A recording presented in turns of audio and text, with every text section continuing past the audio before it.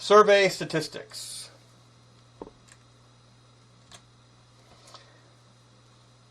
So experimental research has high internal validity because it can conduct discrete experiments, tests of association, while also controlling for a great many external factors. This is typical of what we see in a laboratory. Experimental research designs may include double-blind experiments. Here you have a division between a treatment group and a control group. This is done to filter out external factors, and usually individuals do not know which group they're in. There's also measurement at different time periods. You can have a pre-test measurement, measurement at the time of treatment, and a post-test. In political science, by contrast, we have few opportunities for controlled experimental research. Instead, political science usually uses field experiments or quasi-experiments to test relationships between variables. Some methods include analyzing large N events, such as content analysis or getting survey data. So there are some general research issues. Two different kinds of research. There's, of course, basic research, which looks at basic relationships, and there's applied research, which is research applied to a public policy issue. Now, in all of our models, we want to avoid an ecological fallacy. This is generalizing from a unit at one unit of analysis to another unit at a higher or a lower level of analysis, or a different level of analysis. For example, countries don't have feelings.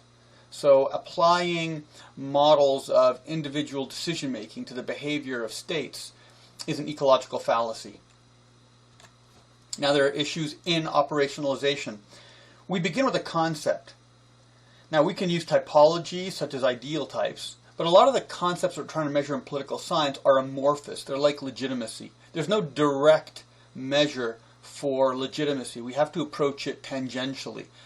Very often the respondents themselves don't have an opinion on that concept, and so we almost never ask a direct question with regard to our concept. We always ask indirect questions to get at the underlying values. So an issue, of course, is accuracy in measurement. Do the indicators measure the variables, and do the variables represent the concepts? Are the measures stable, or do they vary every time there's a measurement? So the first issue in measurement is validity. If it measures what it was intended to measure. For example, if someone supports a politician, that might be very different whether they want that politician to shake things up. So a lot of the opposition candidates that become popular are not necessarily liked, but they're liked for the effect they're going to have on the system. So you have to be sure what you're measuring. There's also reliability. A measure is reliable if it is consistent with regard to changes, such as across time or subpopulations. Now, non-random errors are different from random errors, and you're going to get some of both. Non-random errors are systematic errors. They occur in one direction as opposed to another. For example, human suspicion. When humans are suspicious, they tend to reduce their support for a particular candidate, not increase their support. A random error may be unreliable, but could be valid, because what random errors do is they tend to be over or underestimations, such as guessing how many jelly beans there are in a jar. And typically the overestimates and the underestimates cancel each other out.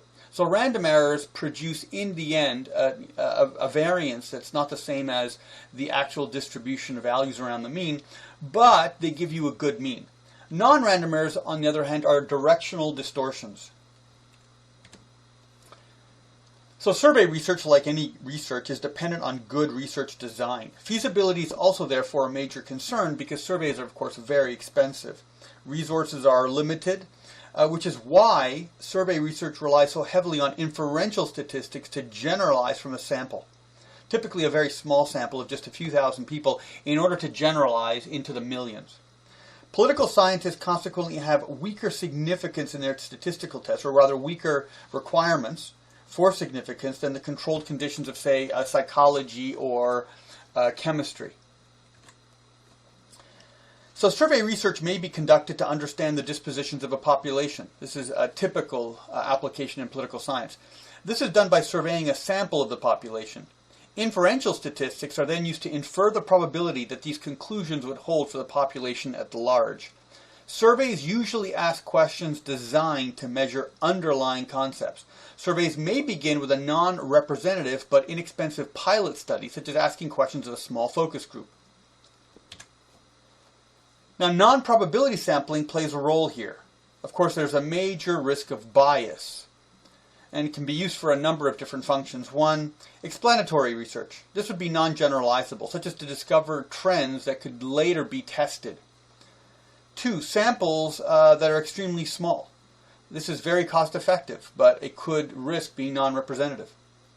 Number three, where sampling frames are unavailable, such as in a marginalized social group. You simply head into the marginalized social group not knowing what proportion of the population they are, or whether the subgroup itself has subgroups.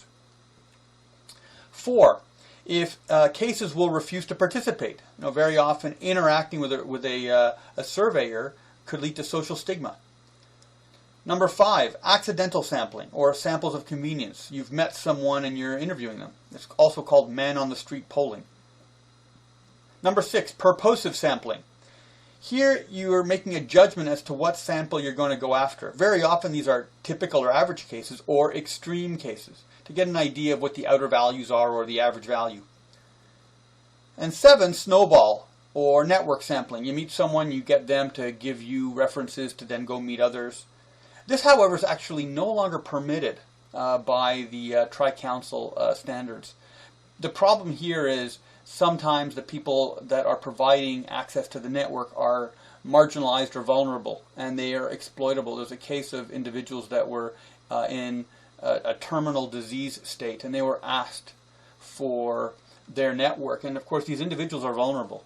They're not in a position to say no. And so sampling of this type has been generally made impermissible with grant sources. So there's types of research surveys. There's the personal in-home interview, telephone interviews, mailed surveys. All of these suffer from selection effects because choosing those that have homes or telephones or mailing addresses is always a distortion because not everyone has all of these. So there are other survey design issues. Surveys can have two types of questions. You can have closed questions, where you choose among options. It's easy, but there's a lot of interviewer influence.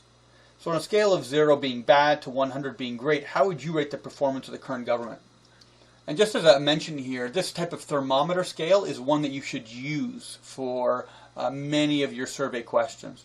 You don't want to have a 1 to 10 scale because it's not precise enough, and a 1 to 1,000 scale is frankly beyond sort of human practice for measuring. So a 0 to 100 scale is probably ideal. And so whatever your question is, you would say, what then is, especially if you don't have a solid value, like how many times do you go to a hockey game, how many times do you buy the newspaper, how frequently do you vote, those are pretty fixed. But if you're looking at someone's sentiment, this is the best measure for it.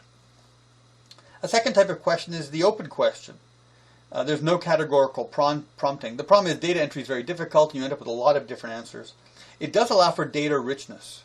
It could be a question like, who's your favorite politician? So a major issue is that surveys may be disruptive. And this is also called the interviewer effect. So, there's an innate desire to please by those answering the survey. But also a lot of the questions that would be asked by a surveyor might be sensitive to the individual and might trigger a defensive reaction where they provide less honest information. There's very often a trend where, and one of the reasons surveys very often get elections wrong, is that there is non-random error in that certain subgroups tend to be much less likely than other groups of revealing their actual intentions. It could be because they're generally opposed by the media, or they might come from an authoritarian system where they're practiced at deceiving the official bureaucracy. There's a whole bunch of different causes. But surveys have to be very careful to avoid that by providing a type of question set that doesn't trigger a interviewer effect. So elements of a good survey are that it has neutral language, it's clear, it avoids response sets so that answers will vary. So you can have a thermometer scale for all your questions, but you might want to mix up your questions. I very often leave the most controversial questions near the end, so if there is an interviewer effect, it occurs later rather than earlier in the survey.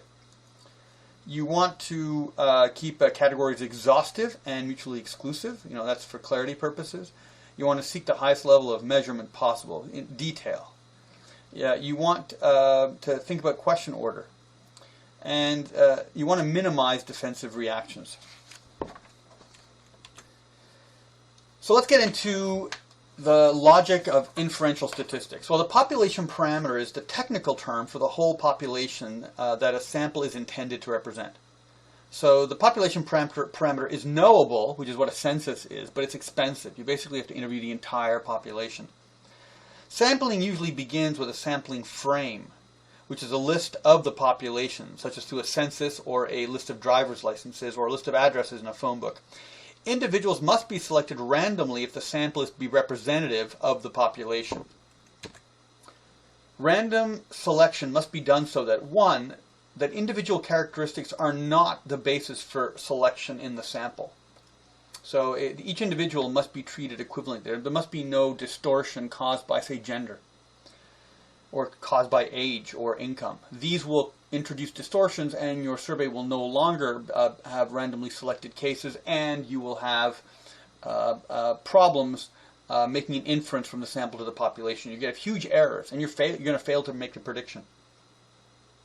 Number two, selection of one case is independent of all other cases.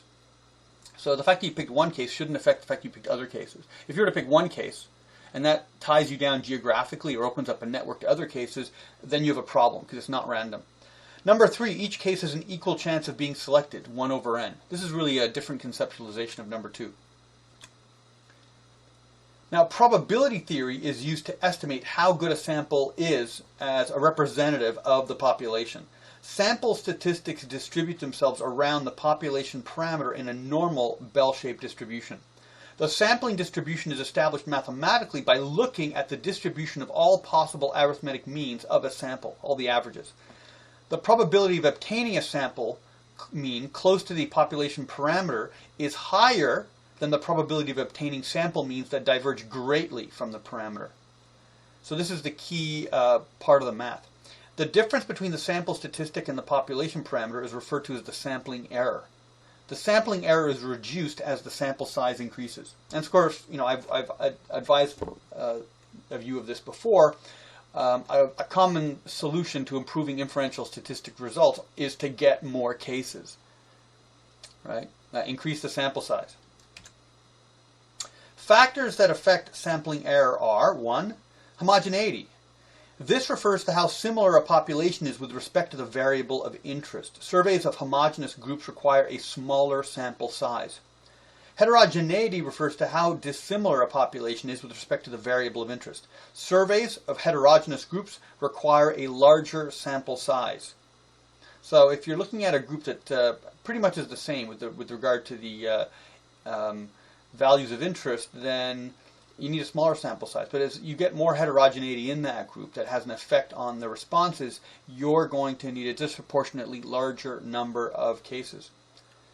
Number 2, the more variables in the relationship, the more cases are needed in the sample to randomly generate a large enough subgroup to conduct analysis. And number 3, there's a diminishing returns in sample sizes. So there's a diminishing return in sample sizes. Let's look at the chart here. These are minimum sample sizes at a 95% confidence interval. Okay, that means that we have a only 5% chance of producing a false positive. Okay, which is the standard in the social sciences. So here we have the percentage sampling error. Plus or minus 1% at 10,000. Plus or minus 2% at 2,500. Plus or minus 3% at 1,111. And you can see it rises quite quickly.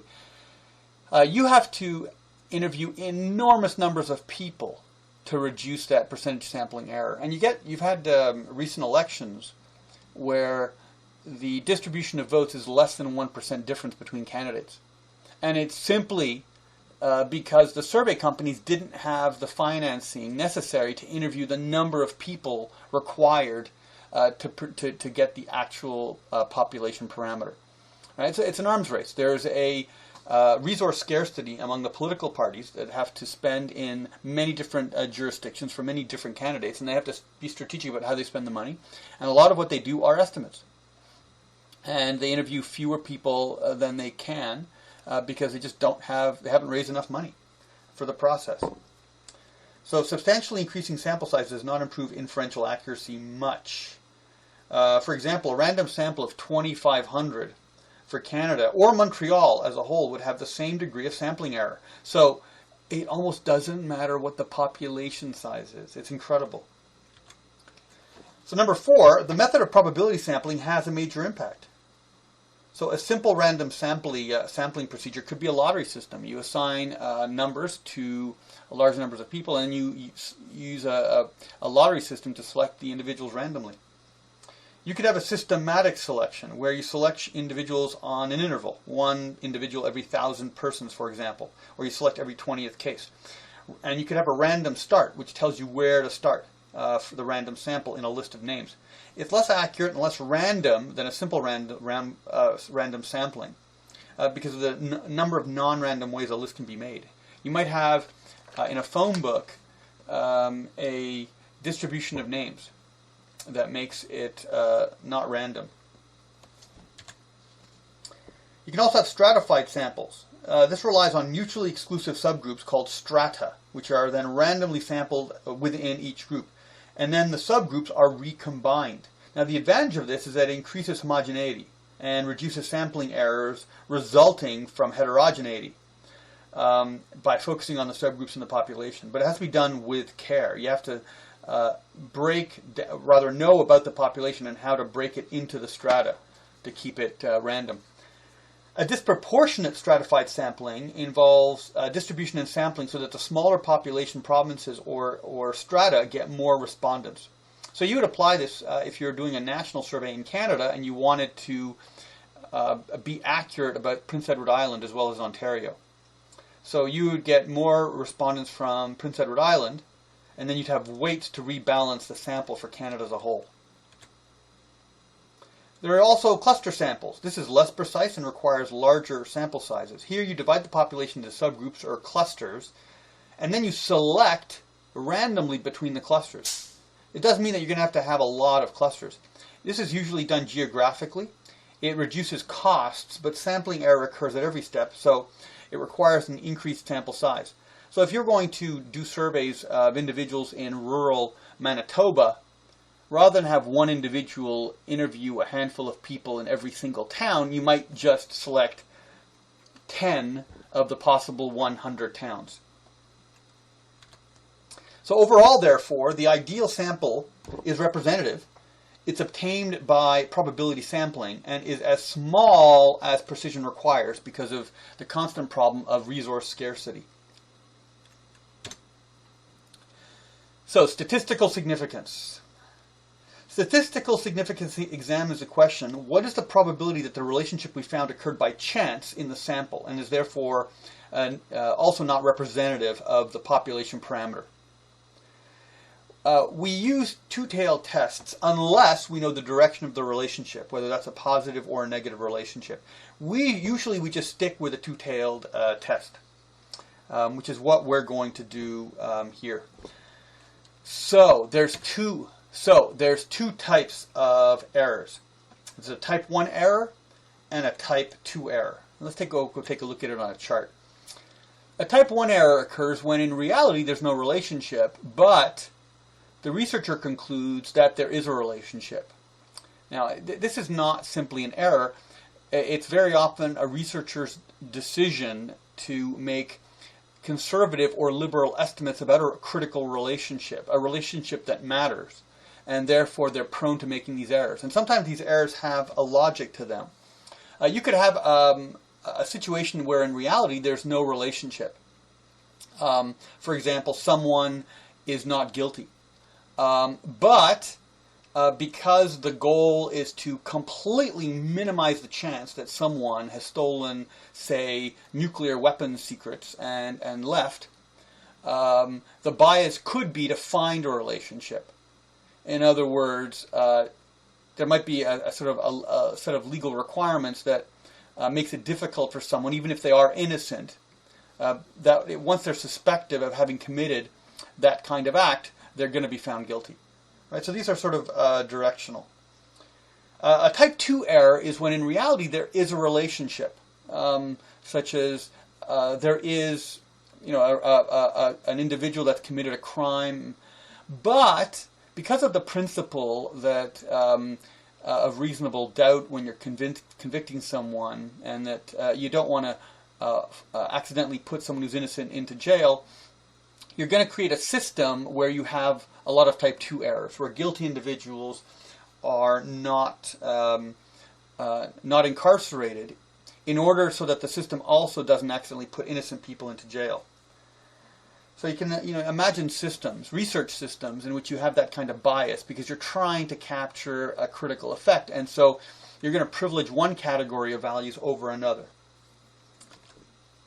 Now, Guttman scaling. This is a technique that's used to counter reactivity effects by those that are being surveyed, and this was the one that was originally developed for the Israeli military.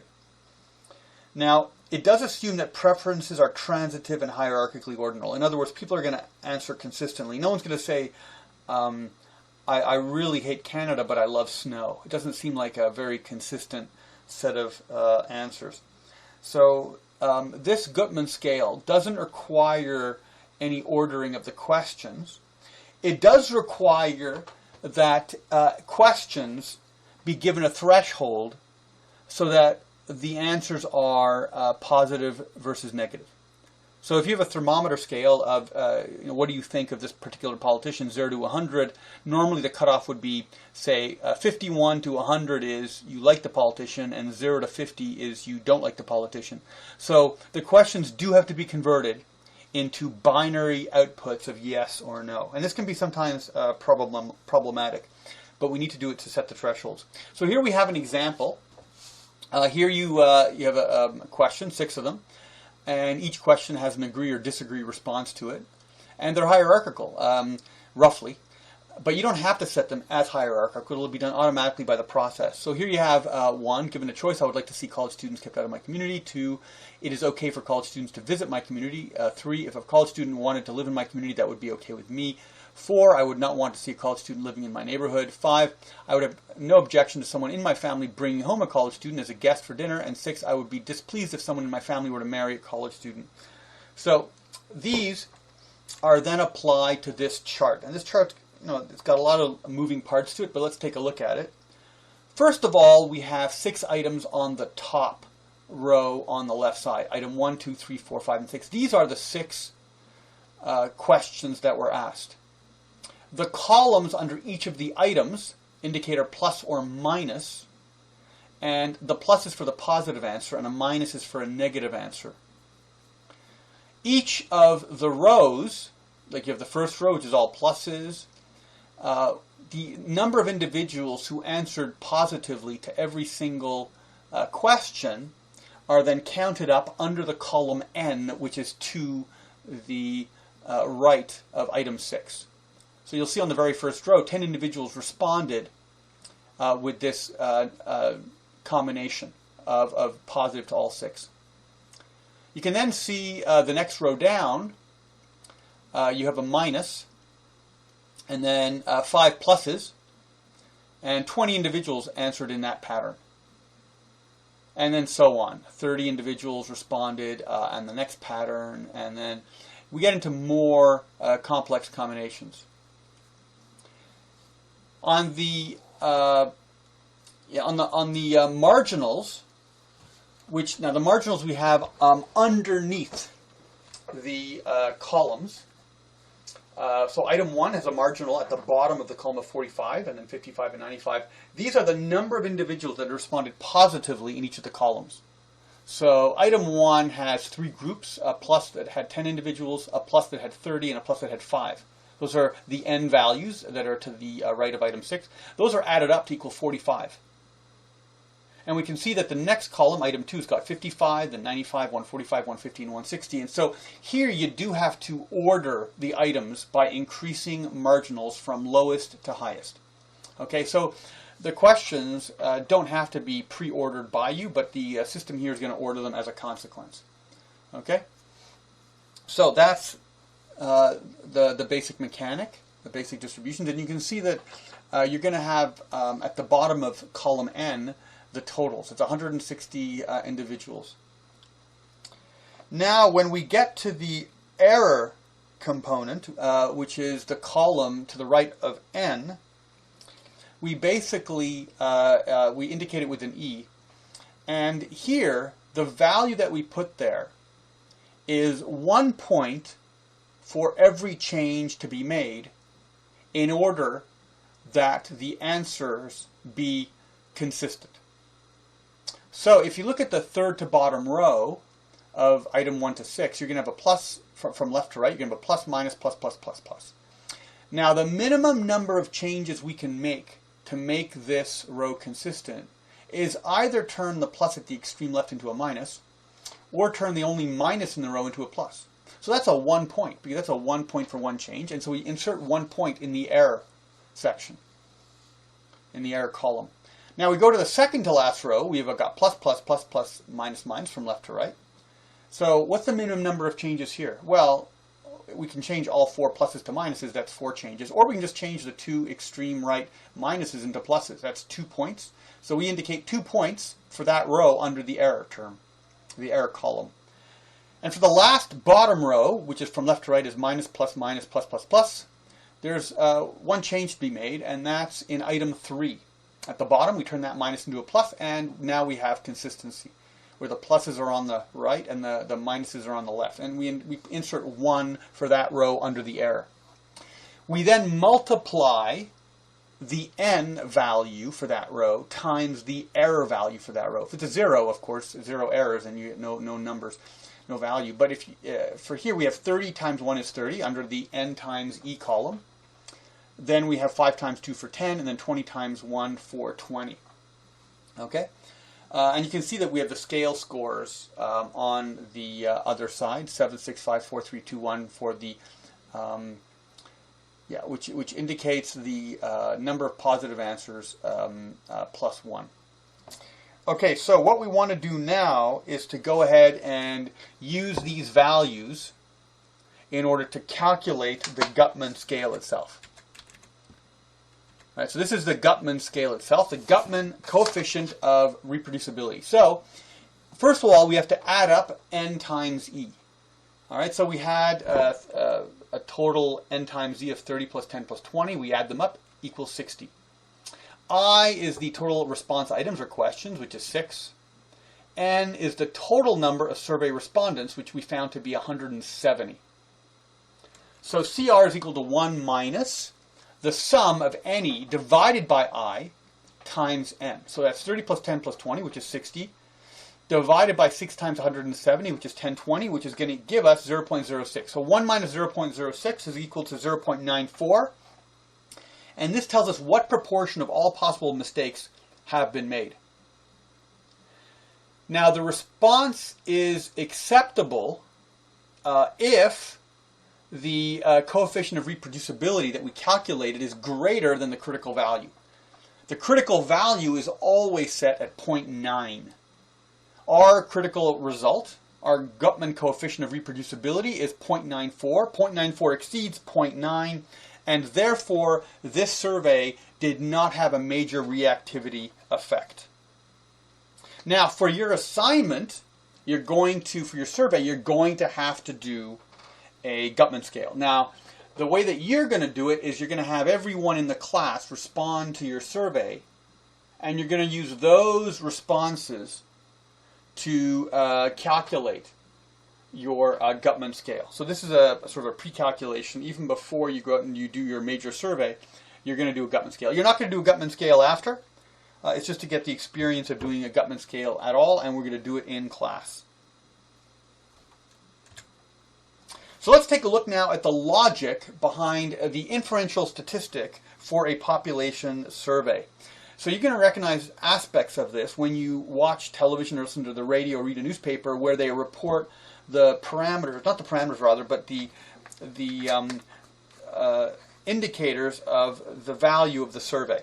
All right, and now these are regulated. You can't simply do a survey and then publish the values in the newspaper because the government is on guard for false statistics. And this goes back actually in the previous century.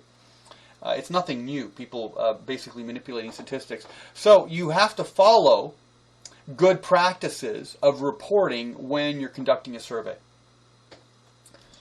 So what we're going to do is show you some of the basic calculations to demonstrate the components of a survey. For example, a survey of a random sample of 1,000 adults in the Canadian population of 35 million respondents over a particular question of policy, do you oppose or support the given policy? The power of inferential statistics is that we can accurately predict the distribution of political views among the 35 million Canadians cost effectively by extrapolating from an interview of just 1,000 individuals. That is virtually magic. It's incredibly empowering. It's why survey companies coming from political science make the most money. Or rather, those who study Canadian politics make the most money. Certainly far more than those like me in international relations, who are mostly simply observers and commentators of things happening between different countries. So let's go ahead and take a look at the various steps on the application of inferential statistic.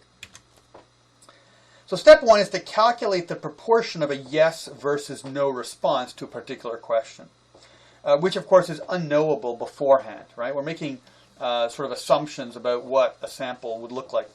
Different distributions between those binomial choices produce varying confidence levels. So here, let's take a look at a table. All right, let's take a look at a table. So here's the table. CI refers to confidence interval. All right, that then turns into a range of values.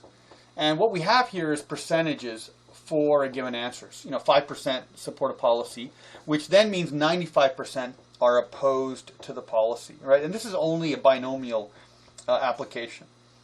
So confidence intervals are far more precise when the proportions are 10% or 90%, in other words, at the extremes, than when the proportions are 50%, which is near the center. We therefore typically assume that the proportions are a worst case or at a 50%, which produces the least likely accuracy. Okay, so we focus on the 50% range when we're least accurate. So let's go now and take a look at, and I just want to take note of the 5%. You'll see the confidence interval is 1.96, and down at the bottom, where you have 95%, you've got a 1.96 confidence interval. Okay, we're going to see this again. So let's take a look at the formula.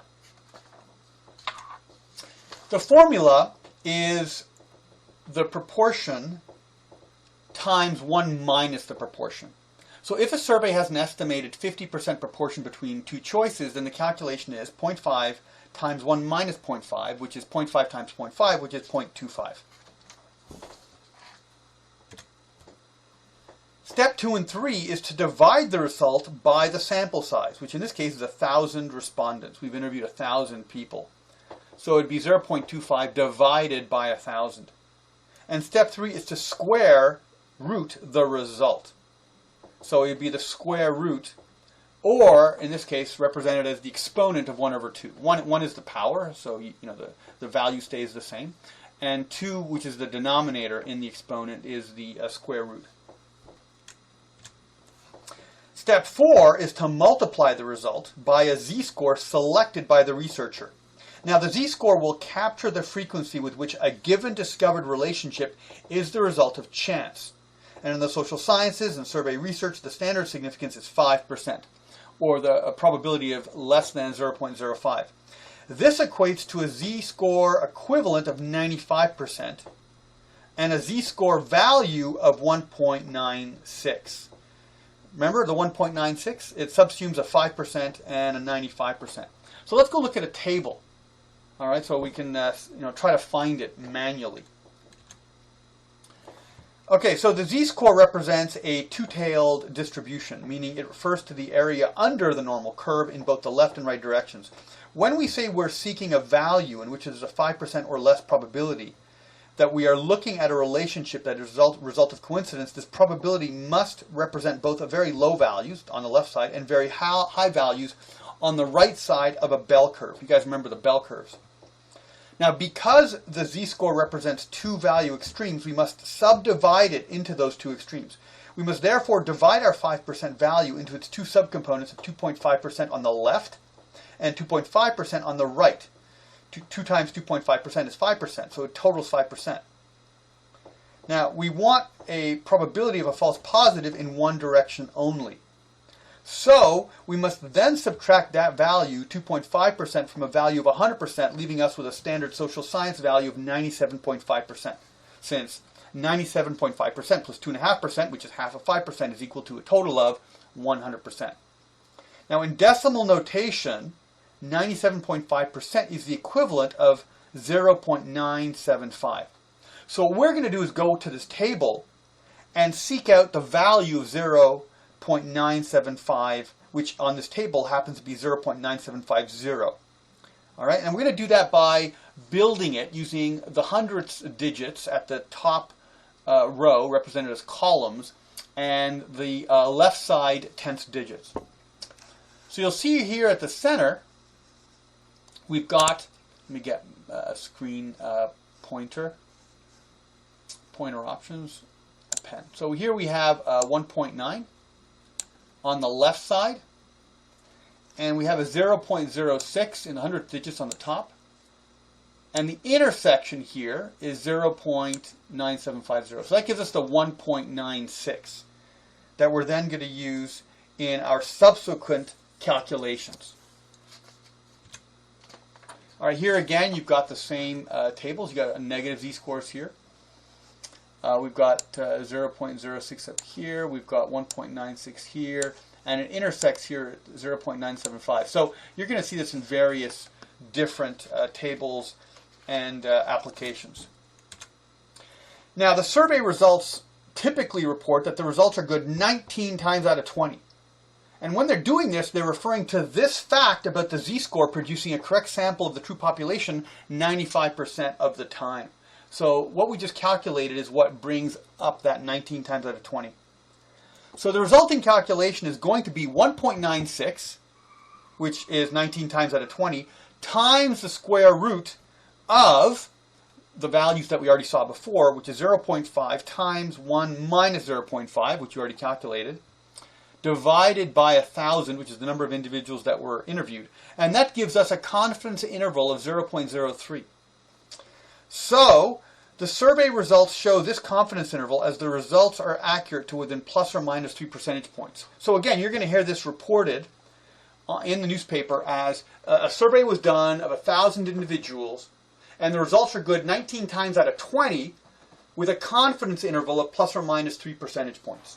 Right, and the confidence interval meaning we're confident that the values are that in the sample applied to the population plus or minus 3 percentage points. So if we were to do a survey and discover that 83% of the people think the policy is a good one, that 83% is actually 80 to 86%. And we're going to be confident of 80 to 86% 19 times out of 20. Now, most polling companies use 400 to 1,000 people in their samples. And they do it frequently, particularly when you've got politicians near the actual election date. Now, there's a common reason for this. A sample size of 400 will give you a confidence interval, which is standardized, at plus or minus 5%, 19 times out of 20. A sample size of 1,000 will give you a confidence interval of plus or minus 3%, 19 times out of 20. And this is what we calculated. So let's take a look. If you have a population of, here you've got populations going from 500 to 10 million. But let's take a look at the last three rows that refer to the populations of 100,000, 1 million, and 10 million. And you'll see that between 100,000 and a million, 1,100 people is how many you're going to have to interview to get the plus or minus 3%. You only need to interview an additional 10 persons when the population you're generalizing to goes from 1 million to 10 million. That is incredible. The values are nearly the same. It really is just magical. Inferential statistics is so powerful, and it's the reason why mastering inferential statistics gives you power. It basically gives you a skill that allows for employment by survey companies. Now, because political parties make use of pollsters to help win elections, and margins of victory in elections can often be by just a few percentage points, or even fractions of a percentage point, there's a push to having 1,000 respondents or more. The margin of error can be reduced by using a larger sample. However, it becomes expensive. To have the margin of error, we require 4 times as many subjects. Right? Even with economy of scale, you're probably looking at twice or 3 times the amount of cost. So sample size doesn't much depend on population size, which is incredibly counterintuitive to most people. Now, the connection in all this is given by what mathematicians call the central limit theorem that we spoke about earlier. This remarkable theorem was discovered by the French mathematician Abraham de Moivre in 1733 and was refined over the following century by his compatriot Pierre-Simon Laplace and by the German mathematical legend Johann Carl Friedrich Gauss. I have a little formula there. We can probably guess what it is. Friedrich Gauss was told in his class, he was very young, pre-adolescent, he might have been 8 or 10 years old. He was told by the teacher, along with his classmates, to calculate every number from 1 to 100 and to add them all up. The teacher wanted to buy time, perhaps, to correct an assignment and wanted the students occupied. But Gauss calculated it remarkably quickly using the formula below, open brackets n open bracket n plus 1, close bracket divided by 2. And the conception of this is that Gauss thought, well, you know what, I'm going to add 1 plus 100, and that value is going to be the same as adding 2 to 99, which is going to be the same as adding 3 to 98. And so, think of a square, and think of a diagonal line being sort of pushed through it. I mean, it's just really genius young lad came up with this. So the central limit theorem is actually a heck of a lot more interesting than Gauss's solution. And it's the basis for the inferential statistic.